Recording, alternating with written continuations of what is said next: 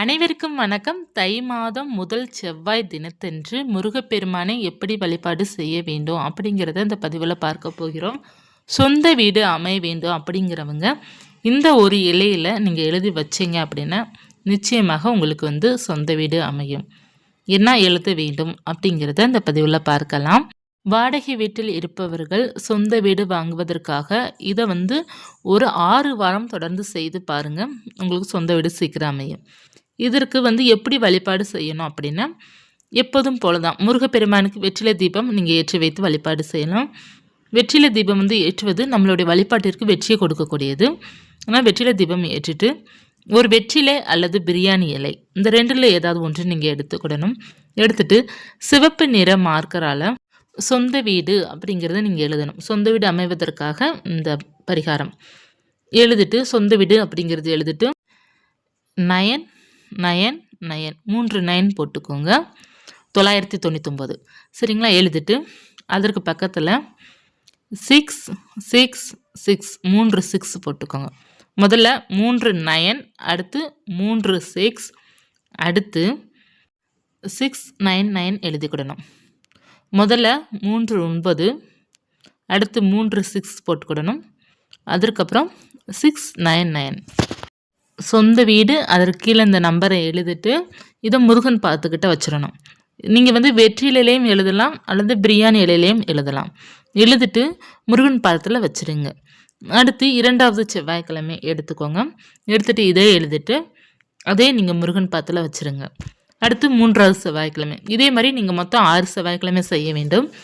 இப்போ பிரியாணி இலையில் எழுதுறீங்க அப்படின்னா 6 பிரியாணி இலையை ஒன்று சேர்த்துக்கோங்க. இப்போது நீங்கள் வெற்றிலையில் எழுதுறீங்க அப்படின்னா வெற்றிலை பார்த்தீங்கன்னா 2 நல்லா காஞ்சிடும். அதை நீங்கள் கால்படாத இடத்துல போற்றணும்.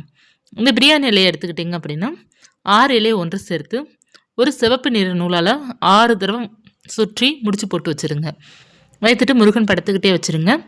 உங்களுக்கு சொந்த வீடு சீக்கிரமாகவே அமைகிற யோகம் முருகர் உங்களுக்கு கொடுப்பாரு. அமைந்த பிறகு அந்த பிரியாணியில் எடுத்து கால்படாத இடத்துல தண்ணீரில் விட்டுருங்க. அல்லது பூஜை அறை குப்பையிலுடன் சேர்த்து நீங்கள் கால்படாத இடத்துல போற்றலாம். இந்த மாதிரி செய்து பாருங்கள். 6 வாரத்துக்குள்ளே உங்களுக்கு சொந்த வீடு அமைவதற்கான யோகா அமைப்பு உங்களுக்கு நிச்சயமாக கிடைக்கும். அந்த பிரபஞ்சம் உங்களுக்கு ஏற்படுத்தி கொடுக்கும். நல்ல ஒரு யோகம் உங்களுக்கு அமையும். ஒரு இடமோ அல்லது ஒரு வீடோ வாங்குவதற்கான திட்டம் உங்களுக்கு சரியாக அமையும். உங்களுக்கு இடம் அமைவதற்கும் யோகம் கூட நிறையாக இருக்கின்றது. இது 6 வாரம் மட்டும் செய்யுங்க. நடுவில் ஒரு வாரம் பீரியட்ஸ் இந்த மாதிரி ஆகிடுச்சு அப்படின்னா அந்த வாரம் ஸ்கிப் பண்ணிவிட்டு அதற்கடுத்த வாரமாக இப்போ 3 வாரம் பண்ணியிருக்கிறீங்க அப்படின்னா 4வது வாரம் டேட் வந்துருச்சு அப்படின்னா 5வது வாரம் செய்யும்போது 4வது வாரமாக நீங்கள் கணக்கு பண்ணி மொத்தம் 6 வாரம் நீங்கள் செய்ய வேண்டும். பரிகாரம் செய்து வெற்றிலை தீபம் நீங்கள் ஏற்றி வைத்து வெற்றிலை 6 அகல் விளக்கும் ஏற்றலாம் அல்லது ஒரு அகல் விளக்கு ஏற்றலாம். 6 வெற்றிலை வைத்து நடுவில் ஒரு அகல் விளக்கும் ஏற்றலாம் அல்லது ஒவ்வொரு வெற்றிலைக்கு மேலும் ஒவ்வொரு அகல் விளக்கு வைத்து சிவப்பு திரி போட்டு நீங்கள் தீபம் ஏற்றுவது இன்னமும் சிறப்பான பலன்களை உங்களுக்கு கொடுக்கும். தீபம் ஏற்றிட்டு அந்த வெற்றிலை நீங்கள் என்ன செய்ய வேண்டும் அப்படின்னா அந்த வெற்றிலை கால்படாத இடத்துல போற்றலாம். இல்லை ஓடும் தண்ணியில் விட்டுடலாம். அப்படி இல்லை நம்ம வீட்டில் இருக்கிற செடிக்கடியில் மண்ணில் போற்றலாம். இந்த மாதிரி நீங்கள் செய்துக்கோங்க. 6 வாரமும் பார்த்தீங்கன்னா நெய்வேத்தியம் ஒவ்வொரு வாரமும் ஒவ்வொரு நெய்வேத்தியம் வைத்துக்கொள்ளலாம். பாலும் தேனும் தினைமாவும் தேனும் செவ்வாழை வாழைப்பழம் மாதுளம்பழத்தில் தேன் கலந்து மற்றும் கல்கண்டு இந்த மாதிரி உங்களால் என்னென்ன முடியுதோ சர்க்கரை பொங்கல் என்னென்ன முடியுதோ அதை நைவேத்தியமாக வைத்து வழிபாடு செய்யலாம். சொல்ல வேண்டிய மந்திரங்கள் என்ன அப்படின்னா கந்த சஷ்டி கவச பாராயணம் பண்ணலாம். முருகனுடைய மூல மந்திரம் படிக்கலாம். இல்லைன்னா ஓம் சரவணபவாய நமக்கு அப்படிங்கிறத 108 முறை படிக்கலாம். இல்லைன்னா எழுதலாம். நம்மளால் என்ன முடியுதோ அந்த நாமத்தை சொல்லி முருகனை வழிபாடு செய்யும்போது நமக்கு சீக்கிரமாக நம்ம நினைத்தது எல்லாமே நடக்கும். பக்கத்தில் ஆலயம் இருக்குது அப்படின்னா ஆலயத்திற்கு போய்ட்டு வழிபாடு செய்துட்டு வாங்க. ரொம்ப சிறப்பாக இருக்கும். வீட்டிலே இருந்தபடி வழிபாடுனாலும் செவ்வாய்க்கிழமை செவ்வாய் ஹோரையில் வழிபாடு செய்வது ரொம்ப சிறப்பாக இருக்கும். செவ்வாய் ஹோரை எத்தனை மணிக்கு அப்படின்னா காலை 6 to 7 இரவு 8 to 9 இந்த நேரத்தில் வழிபாடு செய்யலாம். அல்லது மாலை 6 மணிக்கு மேலே முருகனுக்கு வழிபாடு செய்யலாம். ரொம்ப சிறப்பானதான். இங்கே செவ்வாய் ஹோரையில் வழிபாடு செய்யணும் அப்படின்னா ரொம்ப நல்லது. அப்படி இல்லை என்றால் மாலை 6 மணிக்கு வழிபாடு செய்யலாம். அதுவும் நல்லதுதான். ஸோ செவ்வாய் ஹோரை எதற்காக அப்படின்னா செவ்வாய் பகவான் தான் பூமிக்கு உகந்தவர், பூமிக்காரகன் அப்படிங்கிறது சொல்லுவாங்க. அவருடைய ஆதிக்கம் நமக்கு நல்லா இருக்கும்போது சொந்த வீடு சீக்கிரம் அமையும். அதனால் நம்ம செவ்வாய் ஹோரையில் வழிபாடு செய்யும்போது அவருடைய ஆதிக்கம் நமக்கு கிடைக்கும். ஆனால் சீக்கிரமாக சொந்த வீடு நமக்கு அமையும். சொந்த வீடு அமையணும் அப்படின்னா முதல்ல பிரபஞ்சத்துக்கு நன்றி சொல்லுங்கள். நான் சொந்த வீட்டில் தான் இருக்கிறேன், எனக்கு பிடித்தமான வீட்டில் இருக்கிறேன் அப்படிங்கிறத நீங்கள் சொல்லிகிட்டே இருங்க. தினமும் வந்து நீங்கள் காலையில் எழும்போதும் தூங்கும்போதும் சொல்லிக்கிட்டே இருந்தீங்க அப்படின்னா உங்களுக்கு சீக்கிரமாக உங்கள் சொந்த வீட்டில் நீங்கள் இருப்பீங்க. சொந்த வீட்டில் இருக்கிற மாதிரியே கற்பனை பண்ணுங்க. சீக்கிரமாக உங்களுக்கு சொந்த வீடு கிடைக்கும். நம்மளுடைய எண்ணம் போல் தான் வாழ்க்கை அப்படிங்கிறத சொல்லுவாங்க. நம்மளுடைய எண்ணத்தில் வந்து எவ்வளோ பாசிட்டிவ் நம்ம போடுறோமோ அதுக்கேற்ற வாழ்க்கை நமக்கு இருக்கும். அதனால் முடிந்த அளவுக்கு உங்களை நீங்களே உயர்த்திக்கோங்க.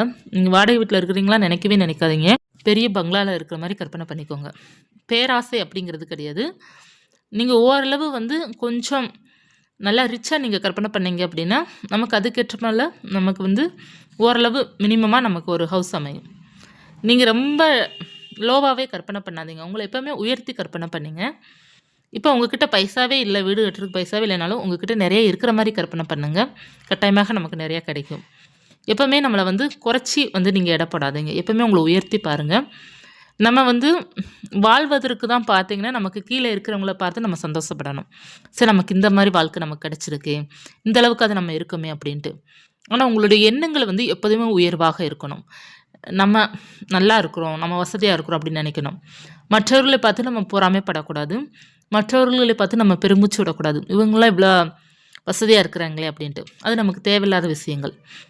நமக்கு நம்ம உயரணும் அப்படின்னா, நம்ம வசதியாக வாழணும் அப்படின்னா உங்களுடைய எண்ணங்களை மட்டும் நீங்கள் உயர்த்துங்க. மற்றவர்களை பார்த்து நீங்கள் வந்து ஏக்கப்படக்கூடாது. இப்போ உங்களுக்கு நம்மளை விட அதிகமாக வசதியானவர்கள் அதிகமாக இருக்கிறாங்க. அவர்களை பார்த்து அவங்களே இவ்வளோ வசதியாக இருக்காங்கிற ஏக்கப்படுறது ரொம்ப ரொம்ப தவறு.